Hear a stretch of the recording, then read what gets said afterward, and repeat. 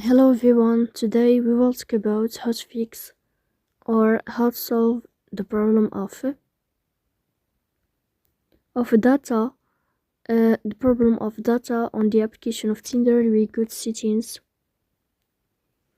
In this page we go to apps, default apps, app settings. On above you will search about Tinder and you can click here. Then this page of app info, we click on first stop and you can click OK. Here you will enter to the window of storage. Then we click on clear cache, but pay attention, don't click clear data because that can delete your account. Then we can turn off your phone and you can restart your phone again. So please don't forget to support us by like and subscribe. See you next time in another video.